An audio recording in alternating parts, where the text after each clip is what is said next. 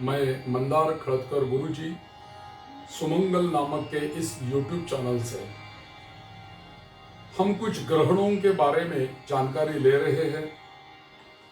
जब ग्रहण होता है, जब तक चंद्र ग्रहण हो या सूर्य ग्रहण हो, जब तक हम देख पाते हैं, जब तक हमारे आंखों से जब तक ग्रहण दिखता रहता है, तब तक ग्रहण का पुण्य काल आता होता है।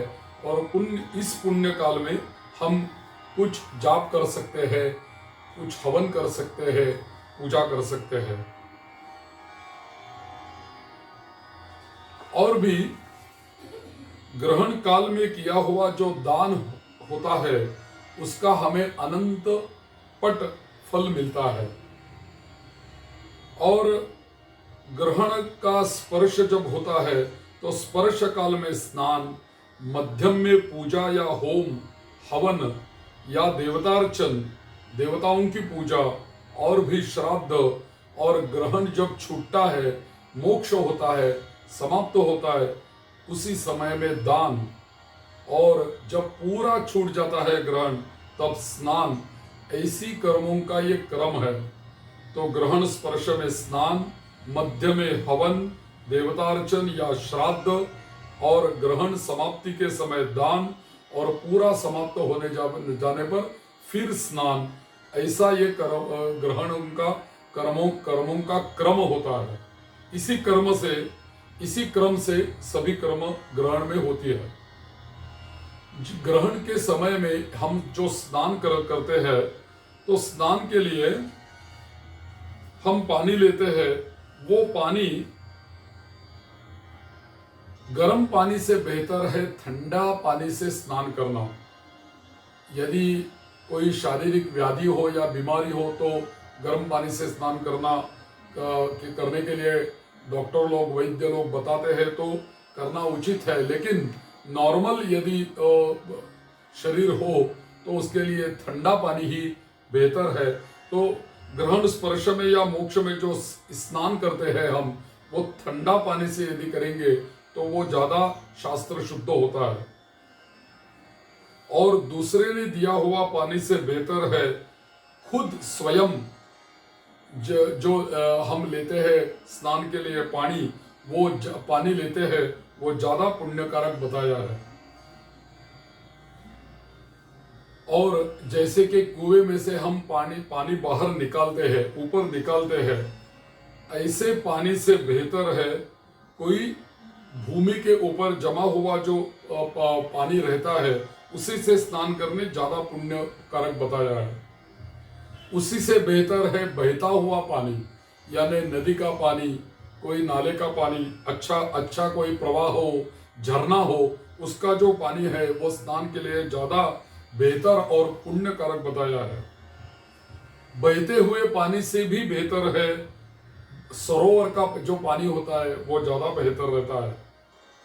और सरोवर के पानी से भी बेहतर है तीर्थ स्नान, यानी गंगा तट, समुद्र तट, और एक से एक बढ़कर स्नानों का पुण्य बताया है। और ये सभी स्नान जो होते हैं वो पुण्यकारक बताए हैं। जो हमें संभव होगा वो हम कर सकते हैं। यदि हम किसी तीर्थ स्थान में हैं तो तीर्थ स्नान करें। यदि कोई सरोवर के पास है तो सरोवर का स्नान करें। यदि कोई झरने के पास है, कोई छोटी नदी के पास है, उसी में स्नान करें। गंगा जी के पास में है तो गंगा स्नान करें। तो ग्रहण में जो स्नान होता है वो वस्त्रों के सहित स्नान किया जाता है। इसीलिए ग्रहण को वस्त्रों को सहित किया जाता है, इसीलिए उसको मुक्ति स्नान कहा गया है। जब मुक्ति स्नान यदि हम नहीं करेंगे तो क्या होता है, जो ग्रहण में जो सूतक हमें लगता है वो नहीं जाता। इसलिए वस्त्र शरीर के ऊपर रहते ही हमें स्नान करने के लिए कहा गया है। ग्रहण काल में हम स्नान जो करते हैं, उस स्नान के लिए मंत्रों की कोई आवश्यकता नहीं रहती।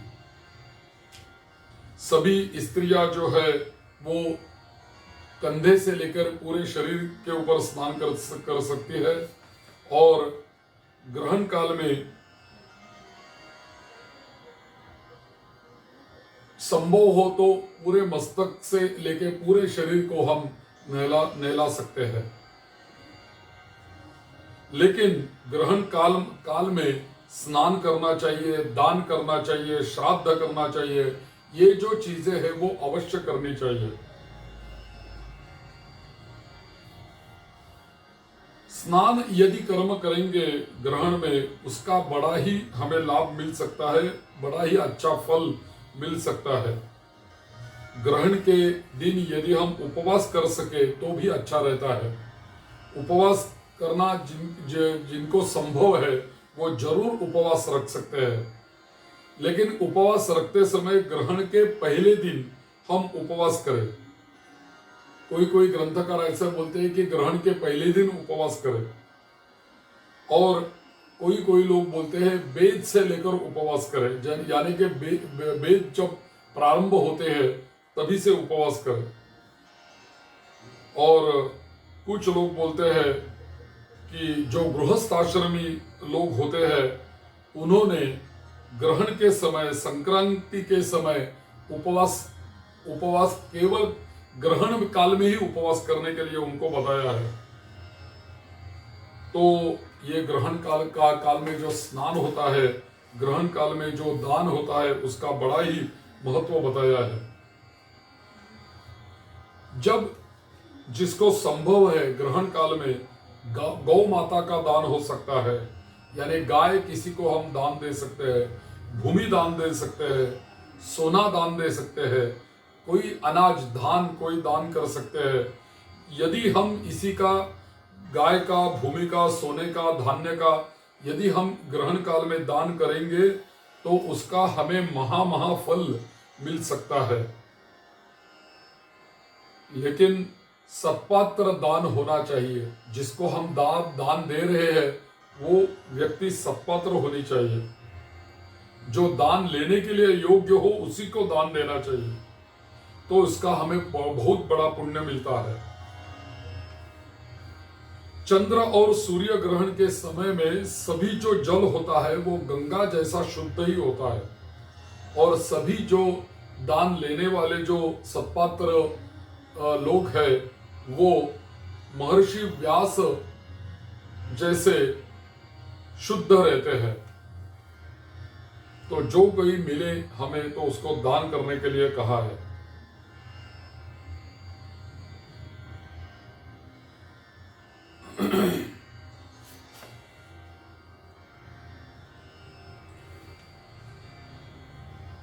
ग्रहण काल में यदि हमें श्राद्ध करना हो, पुरखों का, पितरों का यदि श्राद्ध करना हो तो हम श्राद्ध करते समय आमान्न से श्राद्ध कर सकते हैं। तो पूरा श्राद्ध की सब चीजें बना के रसोई बना के हम नहीं श्राद्ध करेंगे, तो कुछ कच्चा अनाज दे देंगे, कुछ आटा दे देंगे, सब्जी दे देंगे। इसको बोलते हैं अमान्य श्राद्ध, यानी कि जो पकाया हुआ नहीं है, बिना पके ही हम दान कर सकते हैं। बिना पके ही यदि हम दान करेंगे पुरखों के लिए तो उसको अमान्य बोलते हैं। तो अमान्य या तो हिरण्य श्राद्ध कर सकते हैं, यानी भोजन के लिए हम कुछ दक्षिणा देके श्राद्ध संपन्न कर सकते हैं। सूर्य ग्रहण में होता क्या है, हम तीर्थ यात्रा के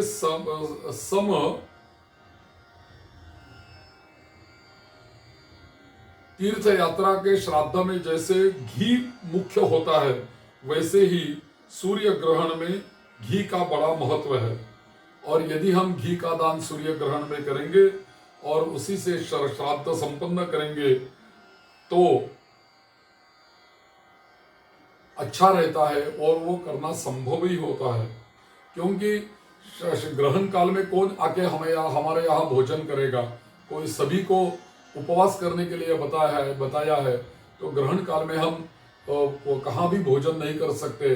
तो ग्रहण काल का श्राद्ध अमान्य से ही संपन्न हो सकता है, हिरण्य से ही यानी दक्षिणा देके ही संपन्न हो सकता है।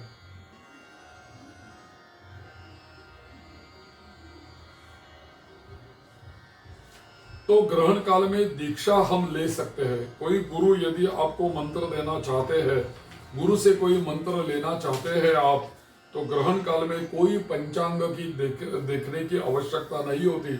सूर्य ग्रहण में कोई भी मंत्र अपने गुरु से ले सकते हैं। मंत्र लेने के लिए गुरु से मुख्य काल होता है सूर्य ग्रहण, और यदि हम चंद्रमा के ग्रहण में मंत्र लेंगे तभी चलता है। लेकिन ऐसा शास्त्रों में बताया है कि सूर्य ग्रहण में मंत्र लेना चाहिए और चंद्र ग्रहण में उसका जाप करना चाहिए।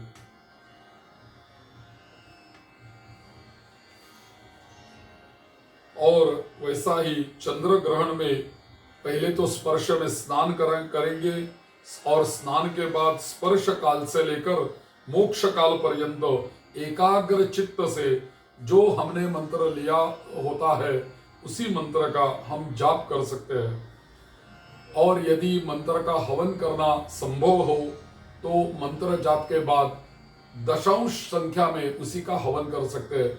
यानी कि हमने यदि सहस्र संख्या में जप किया है मंत्र का, तो उसमें उसका दशांश होता है 100, यानी 100 आहुति देकर हम उसका होम संपन्न कर सकते हैं।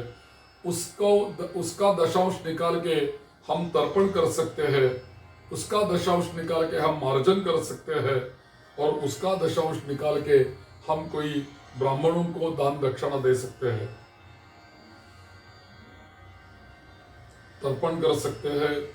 और ये सभी हम इसको बोलते हैं ग्रहण पुरस्चरण, ऐसा बोलते हैं। पंचांग पुरस्चरण कोई भी मंत्र का होता है, यानी पहला जाप होता है, उसके बाद हवन होता है, उसके बाद तर्पण होता है, उसके बाद मार्जन होता है, उसके बाद ब्राह्मण भोजन होता है। यदि ये पंचांग हम कोई भी अनुष्ठान का पूरा करेंगे तो उसको बोलते हैं पंचांग पुरस्चरण। तो कभी कभी ऐसा भी हम कर सकते हैं कि ग्रहण काल में खाली जप करते रहेंगे, जितना जाप हुआ है उसकी संख्या लिख के रखेंगे, और बाद में दूसरे दिन ग्रहण के करी दिन में उसका हवन, जाप, तर्पण, मार्जन ये कर्म हम कर सकते हैं। यदि हम ग्रहण काल समय कुछ ज्यादा हो, बड़ा समय हमें यदि मिलता हो, तो ग्रहण काल में भी हम ये पांची चीजें कर सकते हैं, पांचों अंगों को हम ले सकते हैं। लेकिन यदि ग्रहण काल कम हो तो खाली जप बढ़ाना चाहिए, और उसकी संख्या ध्यान में रखते हुए दूसरे दिन उसका हवन, तर्पण, मार्जन ये करना चाहिए। तो जप, होम, तर्पण, मार्जन और ब्राह्मण भोजन, ऐसे 5 प्रकार का पुरस्चरण होता है। इसी को ही बोलते हैं पुरस्चरण। तो ग्रहण काल से, ग्रहण स्पर्श से ग्रहण मोक्ष तक ये हम कर सकते हैं। ग्रहण काल में यदि मंत्र लेना हो तो ग्रहण काल से पहले स्नान करें, और मंत्र का जाप करना हो तो स्नान करके फिर संकल्प होता है, अमुक गोत्र अमुक शर्मा अहम राहुग्रस्ते दिवाकरे राहुग्रस्ते वा निशा करे अमुक देवताया अमुक मंत्र सिद्धि कामोहम ग्रासादि मुक्ति पर्यंतम अमुक मंत्रस्य जप रूप पुरस्चरणं करिष्ये। ऐसा संकल्प करके बाद में जप करने को प्रारंभ करें। तो ग्रहण काल में यदि स्नान के बाद पहला संकल्प होना चाहिए कि ये मंत्र मैं लेने वाला हूँ और इसी मंत्र का मैं जाप करने वाला हूँ, कहाँ से कहाँ तक, स्पर्श से मोक्ष तक, ग्रासादि मुक्ति पर्यंतम इसका जाप मैं करूंगा, और उसी को जपरूप पुरस्चरण बोलते हैं। तो मैं ये करने वाला हूँ, ऐसा संकल्प करना चाहिए। उसी के बाद आसन विधि होना चाहिए, कुछ न्यास होने चाहिए, और ये सब होना चाहिए। तो स्पर्श के पूर्व होना चाहिए। तो मूल मंत्र का जाप हो, यदि कोई भी मंत्र का जाप हो तो स्पर्श से आरंभ होकर मोक्ष समय तक, मोक्ष पर्यंत उसका जाप होता है। और उसके बाद ग्रहण मोक्ष के बाद स्नान करके दूसरे दिन फिर एक संकल्प आता है, कुरुत एतद ग्रहण कालिका अमुक संख्याक पुरश्चरण जप सांगता सिद्ध्यर्थम तद दशांश होम, होम संख्या दशांशेन तर्पणम, तर्पण संख्या दशांशेन मार्जनम, मार्जन संख्या दशांशेन ब्राह्मण भोजनादि सकलं कर्म करिष्ये। ऐसा संकल्प दूसरे दिन होता है और ऐसा संकल्प करके फिर ये सभी कर्म दूसरे दिन हम कर सकते हैं। या तो हवन करना संभव नहीं होगा तो जो मंत्र का हमने ग्रहण में जाप किया है उसी को चौगुना हम उसका जाप यदि करेंगे तो हवन करने की आवश्यकता नहीं रहती। स्नान करने का भी संकल्प होता है। अमुक शर्मा अमुक गोत्रस्य अमुक गोत्रोत्पन्नः अमुक शर्मा अहम अमुक ग्रहण स्पर्श स्नानजन्य निश्रेयः प्राप्त्यर्थम ग्रहण स्नानजन्य फल अवाप्त्यर्थम ग्रहण स्पर्श स्नानं करिष्ये। ऐसा संकल्प करके हम स्नान कर सकते हैं। यानी जो संकल्प करना यदि संभव होगा तो जरूर संकल्प करके ये सभी चीजें करना उचित होती है। ऐसा संकल्प करके ही स्नानादि कृत्य हम कर सकते हैं। या तो संकल्प नहीं आता तो जो अपनी भाषा है उस भाषा में हम पहले बोल के मन में भाव लाके कर्म कर सकते हैं। गुरु ने जैसा कहा है वैसा ही मार्ग हमारे लिए उचित रहता है। यदि कोई गुरु हो, कोई ज्ञानी पंडित हो हमारे आसपास में, तो उनको जरूर उनके पास में बैठकर चर्चा करें कि क्या क्या हम ग्रहण में कर सकते हैं, कैसे कैसे कर सकते हैं। उनसे हम जानकारी लेके यदि हम करेंगे तो उसका हमें ज्यादा से ज्यादा फल मिल सकता है। कोई भी इष्ट देवताओं का मंत्र ले सकता है। यदि उपनयन संस्कार हुआ हो, गायत्री मंत्र की दीक्षा अपने पिता से मिली हो तो गायत्री का जाप हो सकता है। गायत्री का जाप अवश्य हम कर सकते हैं। नहीं तो यदि हम गायत्री मंत्र हमें दीक्षा में मिला हो, उपनयन संस्कार हमारा हुआ हो और हम गायत्री यदि ग्रहण काल में नहीं करेंगे तो उस गायत्री मंत्र को मालिन्यता भी आ सकती है। यदि हम ग्रहण में ऐसा बताया है कि मंत्र का जाप करेंगे तो वो मालिन्यता दूर हो सकती है, मंत्र ऊर्जित अवस्था में आ सकता है, उस मंत्र का फल हमें मिल सकता है। ग्रहण काल में सोने के लिए निषेध किया है। ग्रहण काल में सोना नहीं चाहिए। यदि हम सो जाएंगे ग्रहण काल में तो हमें रोगों की ही हमारे शरीर में उत्पत्ति हो सकती है। तो रोग हमें न हो इसलिए ग्रहण काल में सोना नहीं चाहिए। ग्रहण काल में मल मूत्र का उत्सर्जन नहीं करना चाहिए। यदि हम मल और मूत्र का उत्सर्जन करेंगे ग्रहण काल में तो हमें उसका अच्छा फल नहीं मिल सकता, हमें दारिद्र्य का फल मिल सकता है। और अभ्यंग स्नान भी नहीं करना चाहिए और भी भोजन नहीं करना चाहिए।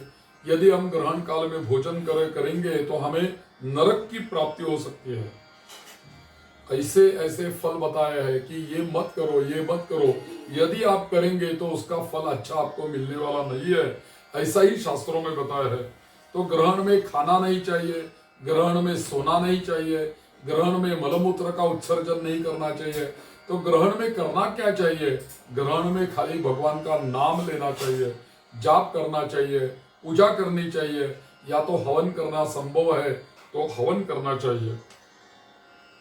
यदि हम ग्रहण के पूर्व काल में कोई रसोई बनाएंगे, कोई अन्न बनाएंगे तो ग्रहण छूटने के बाद, ग्रहण समाप्ति के बाद उसका त्याग करें और नया कोई रसोई बना के हम भोजन कर सकते हैं। ग्रहण काल में जो पानी होता है वो भरा हुआ पानी वो ग्रहण काल के बाद दूषित हो जाता है। यदि पानी दूषित न हो ऐसा चाहिए तो पानी के ऊपर हम कुशा रख सकते हैं या तो तुलसी के पत्ते रख सकते हैं, तो पानी दूषित नहीं होगा।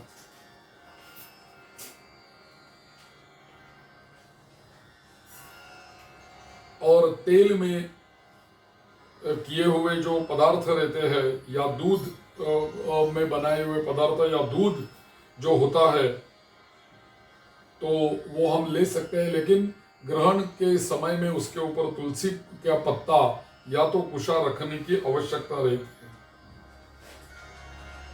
जिसके ऊपर हम दर्भ रखेंगे, कुशा रखेंगे या तुलसी का पत्ता रखेंगे, वो सभी पदार्थ, सभी वस्तु शुद्ध ही रहती है।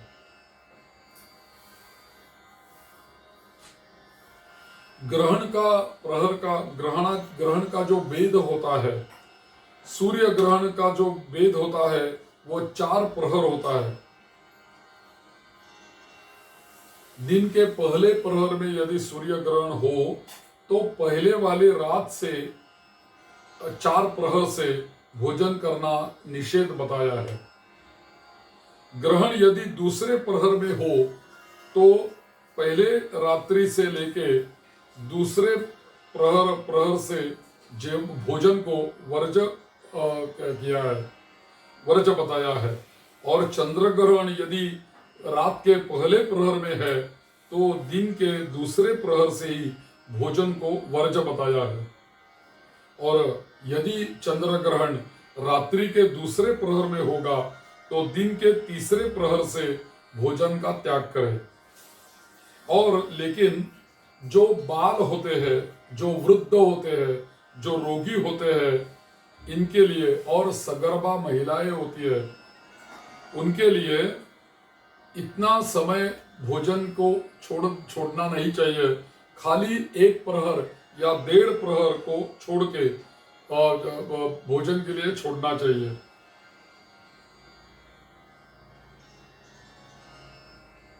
यदि हम सशक्त हो तो ग्रहण का जो वेद होता है उस वेद के काल में भोजन नहीं करना चाहिए। ग्रहण काल में यदि भोजन करेंगे या वेद में भोजन करेंगे तो उसके लिए हमारे यहाँ प्रायश्चित भी बताया है। तो खग्रास चंद्र ग्रहण जो होता है उसके लिए 4 प्रहर वेद बताया है। देशग्रास ग्रहण होता है तो 3 प्रहर वेद होता है। और चंद्र ग्रहण खग्रास यदि हो तो चंद्रास्त जब होता है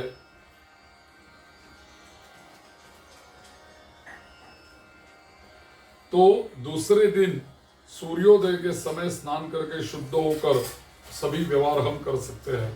ऐसे शास्त्रों में बताया है। जो शास्त्र में बताया है, शास्त्रों में आया है, वही मैं आपको बता रहा हूं। और ऐसा करने के लिए शास्त्रों ने कहा है, स्नान से शुद्ध हो सकते हैं। तो ऐसे ग्रहण के वेद और ग्रहण के प्रहर और उसके बारे में जानकारी हमारे यहाँ दी गई है। जब ग्रहण छूटता है उस समय में स्नान करके होमादि कर्म हम कर सकते हैं। यदि हम रात में ग्रहण होगा तो जाप करके दूसरे दिन हम हवन कर सकते हैं। और भी ऐसे बहुत सारे ग्रहण के बारे में कुछ शास्त्रों में बताया है। जितना आप कर सके उतना आपके लिए, खुद के लिए अच्छा ही रहता है। और ये ग्रहणों के बारे में विचार हमारे शास्त्रों में पुराने जमाने से ऋषि मुनियों ने करके रखा है और उन्होंने बताया है कि ऐसा ऐसा ये करो। और वो सभी शास्त्र मैंने बताने का आपको प्रयास किया है। जो भी आपको अच्छा लगे वो आपके पास रखो, उसका जरूर आचरण करके देखो। यदि हम कुछ ऐसा आचरण करके देखेंगे तो उसमें क्या अच्छा है, क्या बुरा है, क्या करना चाहिए, क्या विज्ञान के हिसाब से अच्छा है, इसके बारे में हम बोल सकते हैं या तो जान सकते हैं। यदि कुछ हमें अनुभव नहीं है तो जिन्होंने अनुभव लिया है ऋषि मुनियों ने, उनका हम ज्ञान ग्रहण करें और उन्होंने जो बताया है हमें मार्ग, उसी मार्ग के ऊपर हम चले। ऐसा ही शास्त्रों का व्यवहार होता है। उनके ऊपर उनके और श्रद्धा रखो और वैसा ही आचरण करो, इतना ही है। और ग्रहण के बारे में हमने बताया, आगे भी कुछ वीडियो आते रहेंगे। यदि मेरा चैनल आपने सब्सक्राइब किया न हो तो जरूर सब्सक्राइब करें और पास में ही बेल आइकॉन होता है वो भी प्रेस करके उसमें से ऑल पर्याय सिलेक्ट करें, तो मेरे सभी वीडियोओं का नोटिफिकेशन आपके पास आता रहेगा, आपको जानकारी होगी। और यदि कोई विचार अच्छा लगा, वीडियो अच्छा लगा, तो जरूर दूसरों के लिए शेयर कर सकते हैं। मंगलमूर्ति मोरया। काल में जो सगर्भा महिलाएं होती है वो हमेशा प्रश्न पूछती रहती है कि ग्रहण काल में सगर्भा प्रेग्नेंट जो स्त्री रहती है उन्होंने क्या करना चाहिए। तो जो सगर्भा महिला होती है उन्होंने इस ग्रहण काल में जाप करना चाहिए और स्वस्थता से बैठना चाहिए। और घर वाले भी चिंता में रहते हैं, पूछते रहते हैं कि ग्रहण काल आ रहा है, मेरी बेटी तो प्रेग्नेंट है, वो क्या करे ग्रहण काल में, ऐसा पूछते हैं। तो उनके लिए नियम इतना ही है कि ग्रहण काल में कुछ मत खाओ, खाना ही नहीं चाहिए। वो तो नियम सभी लोगों को है, वो सगर्भा महिला के लिए भी है, उन्होंने खाना नहीं चाहिए। उस ग्रहण काल में यदि प्यास लगे तो सादे पानी से पानी को छोड़ के नारियल का पानी आप पी सकती है। और यदि वो ग्रहण का काल हो तो दूध और चावल का सेवन कर सकती है, दूध और भात का सेवन कर सकती है। और भी किसी को भी या रस्सी को या कपड़े को गांठ मारने के लिए मना किया है। गांठ मत चढ़ाइए किसी के ऊपर, या वस्त्र को या रस्सी को गांठ मत मारो। कोई भी चीज या कोई भी वस्तु उसको काटना नहीं चाहिए और भी फाड़ना नहीं चाहिए, किसी भी कपड़े को या कागज को फाड़ना नहीं चाहिए। आलस्य शरीर को हिलाते हुए देना नहीं चाहिए। और तो फिर क्या करना चाहिए, तो खुद शांति से बैठ के शांति से बैठ के नामस्मरण करते रहना चाहिए। और नामस्मरण यदि सगर्भा महिला करेगी तो उसको भी और उसके शिशु को भी ज्यादा लाभ मिल सकता है। और भी ग्रहण काल में कुछ मत खाओ, कुछ मत पियो, और दूसरे दिन भी ताजा बनाया हुआ रसोई का सेवन करें। वो पहले दिन किया हुआ रसोई जिसके ऊपर रात गई हो, ऐसे रसोई मत खाओ। इतने ही नियम सगर्भा महिलाओं के लिए शास्त्रों ने दिए हैं।